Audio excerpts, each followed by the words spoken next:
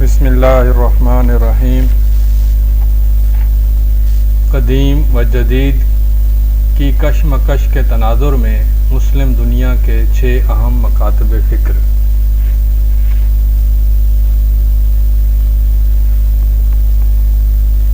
قدیم اور جدید سے مراد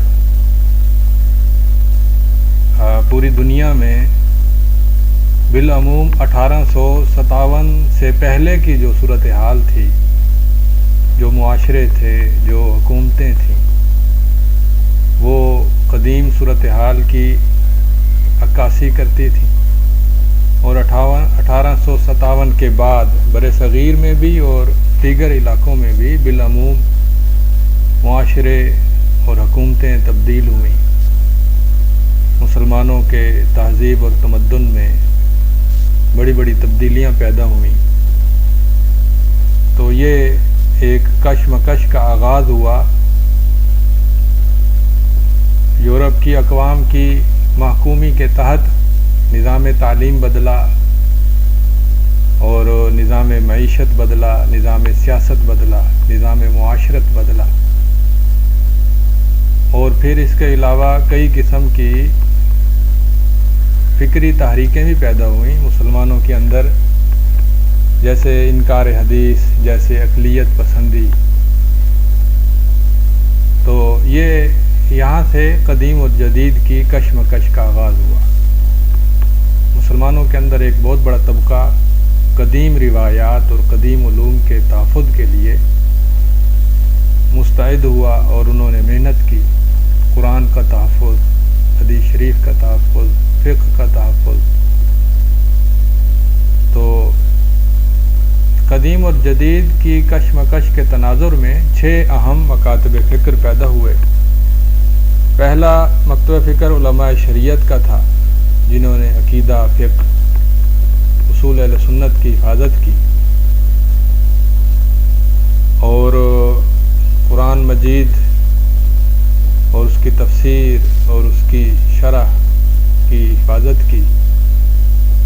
اس کے مقابلے میں جدید اسکالر وہ تھے جنہوں نے اسلام کا تحفظ کیا، مستشرقین کا رد کیا، اور مغرب کی طرف سے اسلام پر جتنے حملے ہوئے انہوں نے ان حملوں کا جواب دیا، اور مغربی افکار پر نقد بھی کیا۔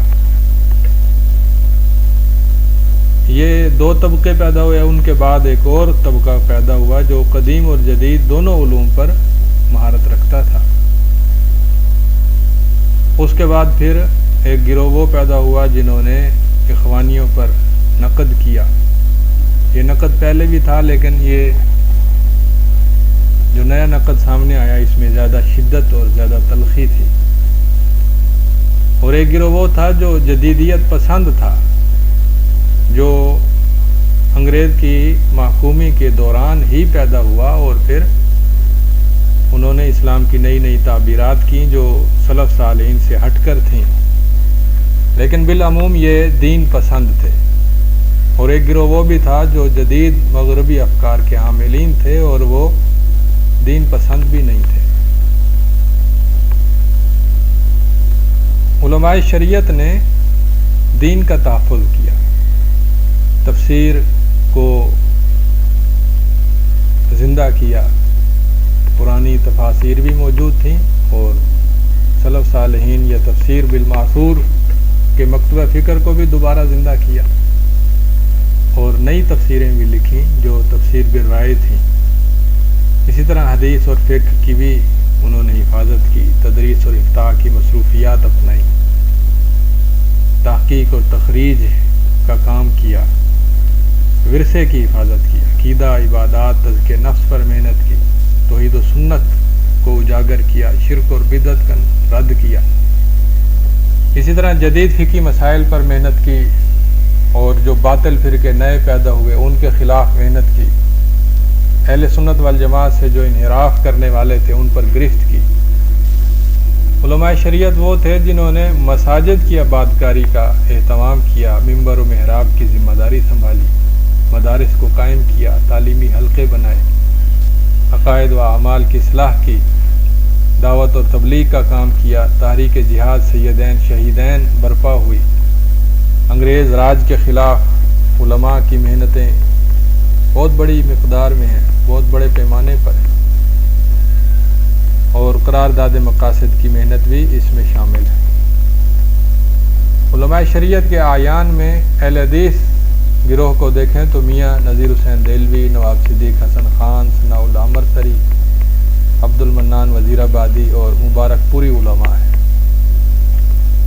اور سلفی سعودی علماء کو دیکھوں تو وہ عبدالعزیز بن باز، محمد بن صالح عثیمین، ناصر الدین البانی، یہ 3 بڑے اعیان ہیں جو علماء شریعت کی نمائندگی میں سب سے زیادہ نمایاں ہیں۔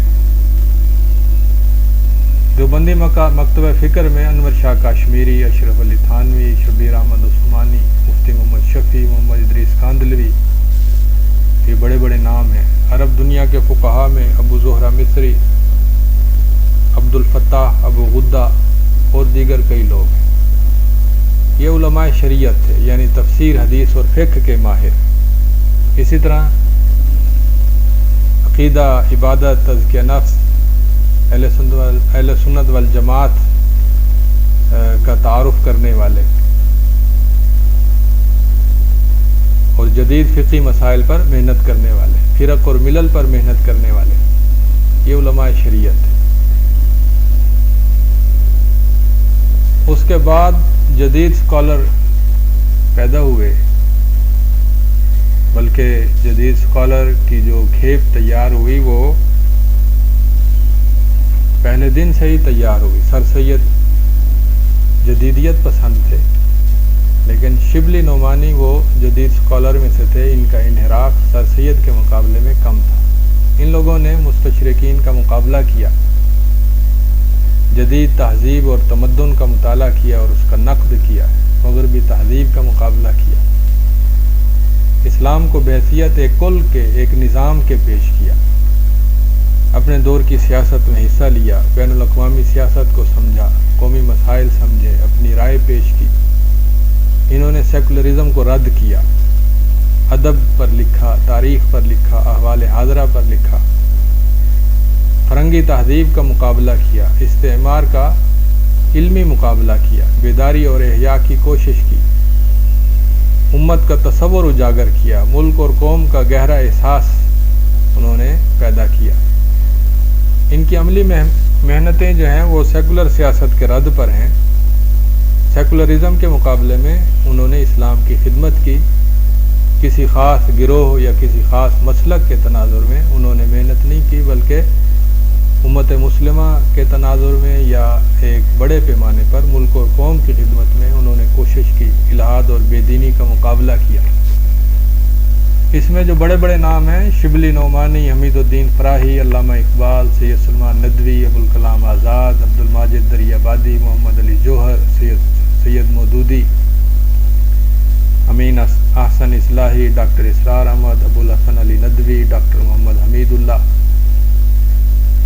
قاضی سلیمان منصور پوری، غلام رسول مہر، نصیر احمد ناصر، نعیم صدیقی، وحید الدین خان، یاسین مظہر صدیقی، شاہ محمد جعفر پھلواروی اور ارکان اردو دائرہ معارف اسلامیہ۔ یہ وہ لوگ تھے جنہوں نے سیکولرزم کا رد کیا، یعنی دین اور دنیا کی تفریق کا اور دین اور سیاست کی تفریق کا انہوں نے علمی طور پر رد کیا، مقابلہ کیا، اور اپنے دور کی مغربی تہذیبی فکر کا رد کیا۔ عرب دنیا میں رفاعت طہطاوی ہیں، حسن البنا ہیں، محمد عبدہو ہیں۔ محمد عبدہو جدیدیت پسندوں میں آتے ہیں۔ شکیب ارسلان ہیں، عباس محمود العقاد ہیں، محمد قطب ہیں، مصطفیٰ سبائی ہیں، محمد الغزالی ہیں، یوسف قرضاوی ہیں، رمضان بوتی ہیں، عبد الکریم زیدان ہیں، حماد الدین خلیل ہیں، منیر الغضبان ہیں، محمد مسعود یعقوب ہیں، مالک بن نبی ہیں، جودت سعید ہیں۔ یہ وہ لوگ تھے جنہوں نے تہذیبی اور تمدنی امور کے اندر بات چیت کی، گفتگو کی، مغربی افکار کا محاکمہ کیا، رد کیا، اسلامی تہذیب اور تمدن کو انہوں نے جدید دور کے تناظر میں پیش کیا۔ ان میں سے بہت سارے وہ ہیں کہ جو کچھ نہ کچھ منحرف بھی ہیں، جیسے شبلی ہیں، وہ بھی منحرف ہیں کسی نہ کسی مسئلے، یعنی 100 میں سے 90 95 98 مسئلے درست ہیں تو 2-4 مسئلے انحراف والے بھی ہیں.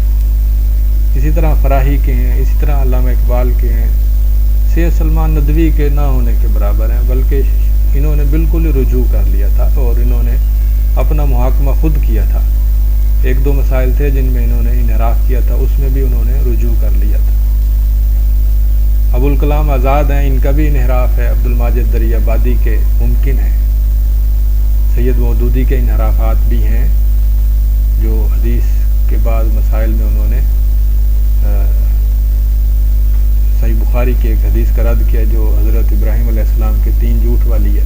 امین حسن اصلاحی کے تفردات بھی مشہور ہیں. ڈاکٹر اسرار احمد کے بھی ہیں. ابوالحسن علی ندوی کا میرا خیال کوئی انحراف نہیں ہے، لیکن سید سلمان ندوی اور ابوالحسن علی ندوی یہ مجموعی طور پر قابل قدر ہیں باقیوں کے مقابلے میں. ڈاکٹر محمد حمید اللہ ان کے بھی انحرافات ہیں. قاضی سلمان منصور پوری کے انحرافات کم ہیں. غلام رسول مہر کے بھی ممکن ہیں. نصیر احمد ناصر، نعیم صدیقی، وحید الدین خان، ان کے انحرافات ثابت ہیں.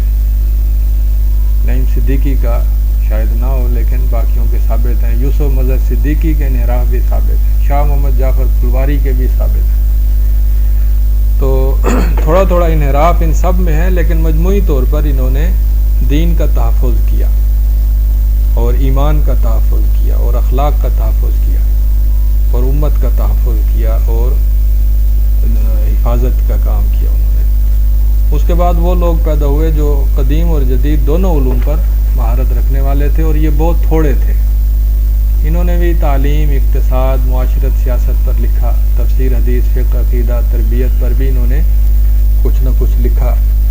تو یہ تھے سید سلمان ندوی ہیں جو دونوں چیزوں کے ماہر تھے، قدیم اور جدید دونوں کے. مناظر حسن گیلانی بھی قدیم جدید دونوں علوم کے ماہر تھے. محمود احمد غازی بھی، ڈاکٹر خالد علوی بھی. مصری اخوانی لوگوں میں محمد رشید رضا بہتر ہیں جو قدیم اور جدید دونوں علوم کو جانتے ہیں. محمد قطب بھی اسی طرح سے.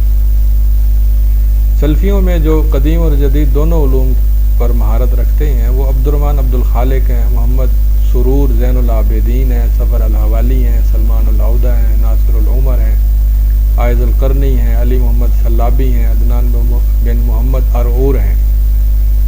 پھر انہی کے اندر سے یا انہی لوگوں میں سے کچھ وہ ہیں جو قطبی، سروری، خارجی، جہادی، سیاسی، تحریکی، حزبی کہلائے یا مخالفین نے ان کو یہ نام دیے.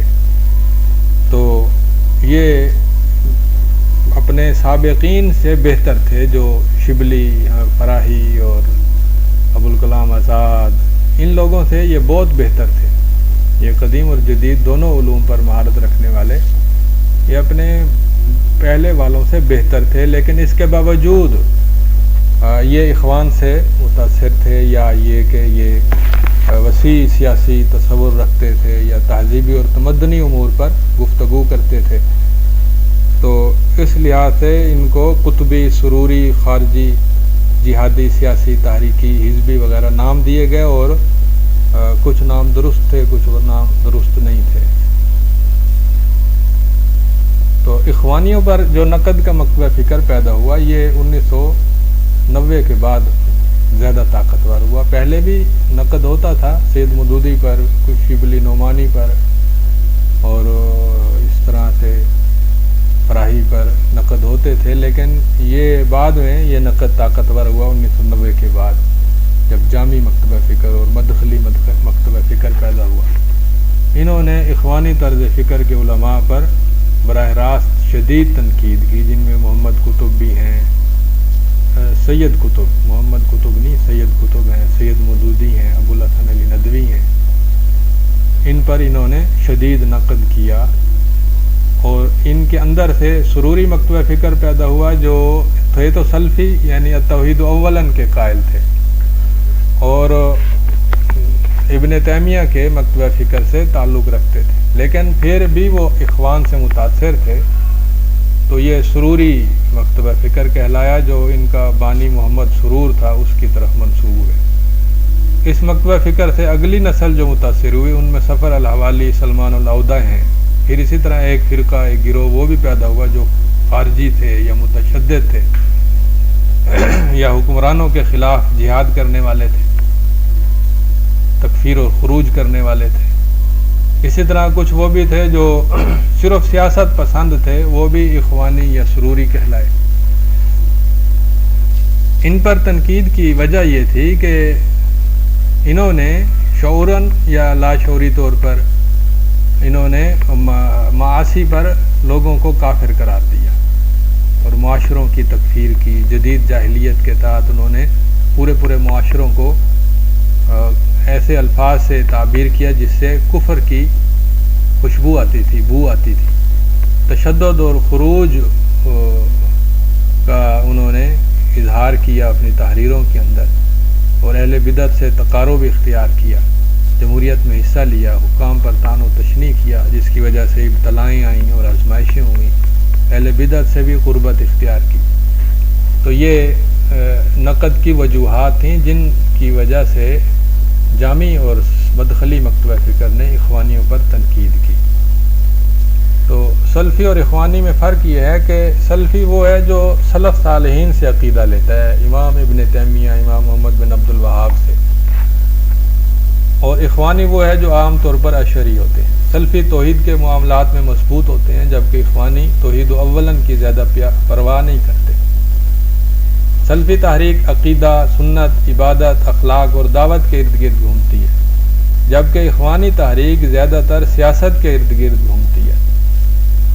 سلفی مختلف فرقوں کے ساتھ گھلتے ملتے نہیں، اسے شرعاً معیوب سمجھتے ہیں، خصوصاً اہل بدعت یعنی شیعہ یا معتزلہ یا جہمیہ یا اس طرح سے صوفیہ، غالی صوفیہ وغیرہ، جبکہ اخوانی ہر کلمہ گو مدعی مسلمان کے ساتھ تساہل اختیار کرتے ہیں اور سب کو جمع کر دیتے ہیں، اور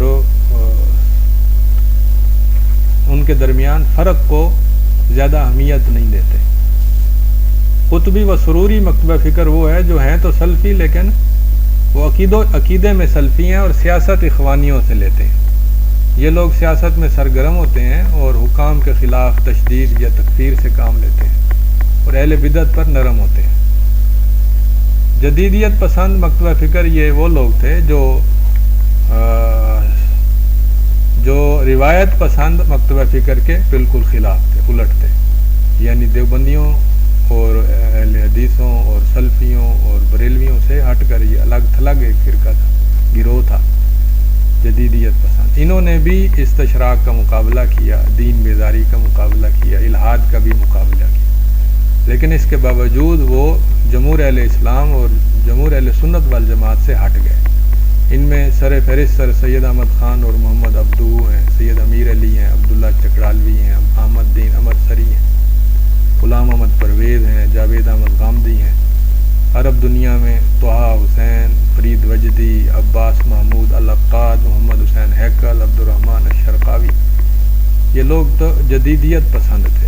ان میں سے کئی وہ تھے جنہوں نے معجزات کا انکار کیا، کئی وہ تھے جو بالواسطہ طور پر سیکولرزم کے ہم نوا اور معاون اور مددگار بنے، اگرچہ بظاہر انہوں نے دین سے محبت بھی کی اور دین کی حفاظت کا کام بھی کیا اور دین بیزاری کا مقابلہ بھی کیا، لیکن مجموعی طور پر یا بالواسطہ طور پر انہوں نے اشتراکیت کی راہ ہموار کی، اقلیت پسندی کی راہ ہموار کی، گمراہیاں پھیلائیں، دین اور دنیا کی تقسیم کو پروان چڑھانے میں مددگار اور معاون بھی ثابت ہوئے، کیونکہ ان کے بعد اگلی نسل وہ تھی جو بالکل ہی منحرف ہو گئی، دین سے بالکل بیزار ہو گئی۔ یہ وہ لوگ تھے جو جدید مغربی افکار کے حاملین تھے، جیسے علی عبدالرزاق اور قاسم امین۔ یہ دونوں محمد عبدہو سے متاثر تھے، لیکن محمد عبدہو اور ان دونوں کے درمیان زمین اور آسمان کا فرق ہے۔ محمد عبدہو کے مثبت کام بھی بہت زیادہ ہیں، لیکن ان کا کام بالکل ہی منفی ہے۔ علی عبدالرزاق وہ ہے جس نے کہا کہ اسلام کا سیاست سے کوئی تعلق نہیں ہے، اور اس پر اس نے علمی دلائل دیے اور کتاب لکھی۔ قاسم امین کا بھی یہی کام تھا، اس نے کہا جی اسلام میں پردے وغیرہ کا کوئی تصور نہیں۔ نیاز فتح پوری تو باقاعدہ دین اور اہل دین کو برا بھلا بھی کہتا تھا، ترقی پسند اور جدیدیت پسند لوگ بھی پیدا ہوئے. فلسفی سید علی عباس جلال پوری، سبط الحسن، انہوں نے اگرچہ دین کو برا بھلا تو نہیں کہا، لیکن مجموعی طور پر ان کا جو کام ہے یا فلسفیوں کا جو کام ہے وہ دین کو کمزور ہی کرتا ہے، طاقتور نہیں کرتا. اسی طرح مبارک علی کی جتنی کتابیں ہیں، لگ بھگ کئی درجن کی کتابیں ہیں. اسی طرح معاشرتی سرگرم ورکر جو ہیں، آسمہ جہانگیر، ہینا جیلانی، اور حکام میں کمال عطا ترک اور دیگر کئی حکام، یہ جدید مغربی افکار کے حاملین تھے. یہ جدیدیت پسندوں سے بھی آگے تھے اور معتدل جو لوگ ہیں ان سے تو بالکل ہی الگ تھلگ تھے.